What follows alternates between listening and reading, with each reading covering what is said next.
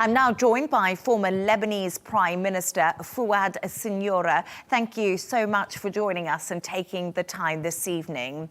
Hezbollah's Secretary General has vowed to fight efforts to disarm the group.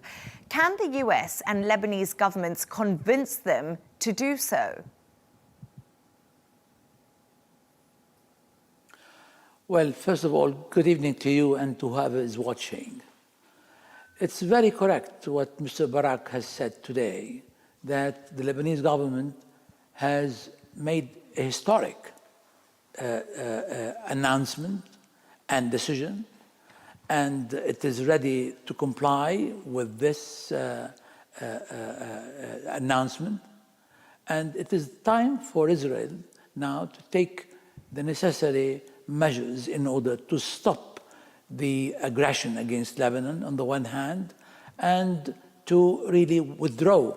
And there are definitely a number of other requirements. But this is the thing, because effectively, Lebanon practically now is more or less like between the rock and the hard place.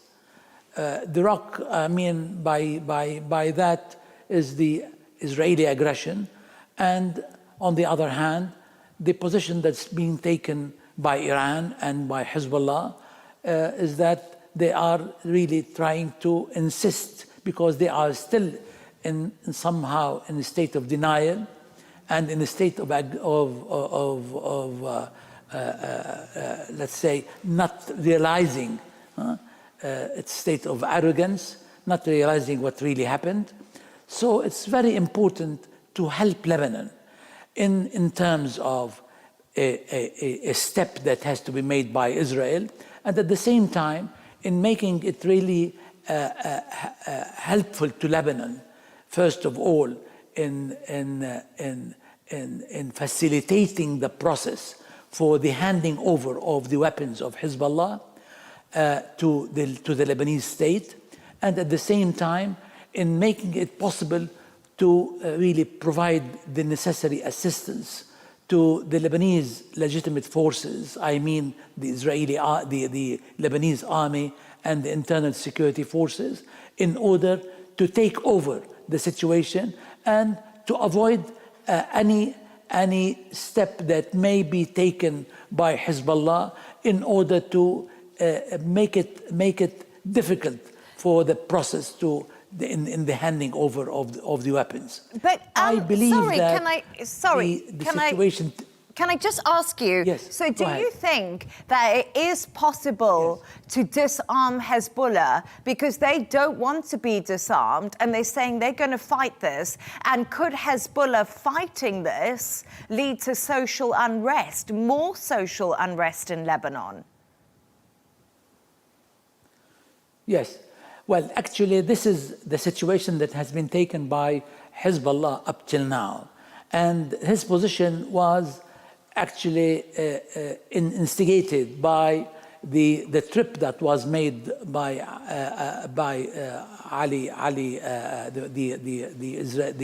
Iranian envoy, the latest trip. And this is the way they are behaving now.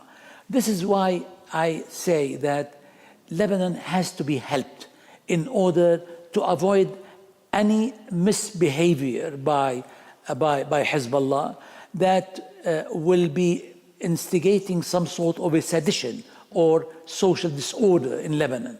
Definitely, the position taken by the Lebanese government is against any action to be taken by Hezbollah to create a sedition or a disorder.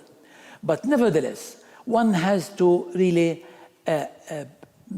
take every position in order to facilitate, to make it easier to Hezbollah to hand over.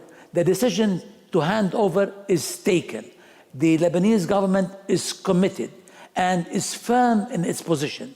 What is required now is the what do you call it, the wisdom of the implementation, the phasing, the priorities, as well as the position that should be taken by Israel to facilitate the process.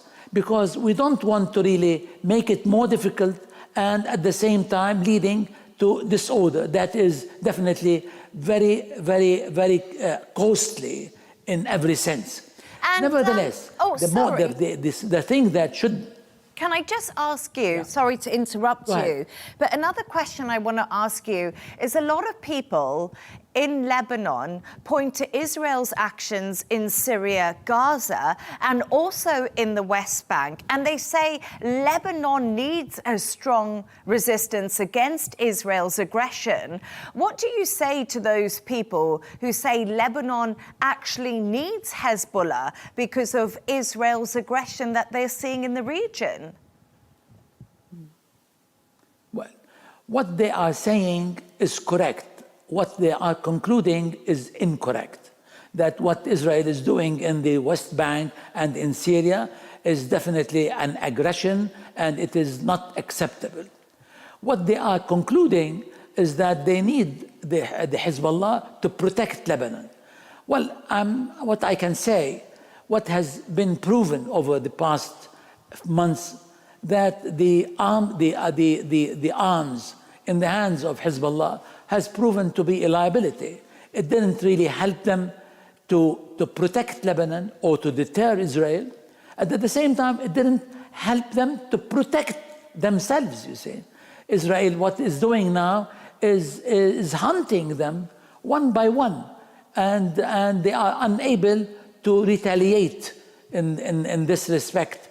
And effectively, what has been going on, because they started with a certain assumption when they really pushed Lebanon into this war on the 8th of October 2023, and without realizing what are the consequences of such an action and what are the abilities, the military abilities of the Israeli army, which actually they have invested a lot in technology, in ability to infiltrate in the positions and the personnel of Hezbollah, and they managed to make this let's say, what I can say, overcoming the Hezbollah. So that's why I would say it is a liability.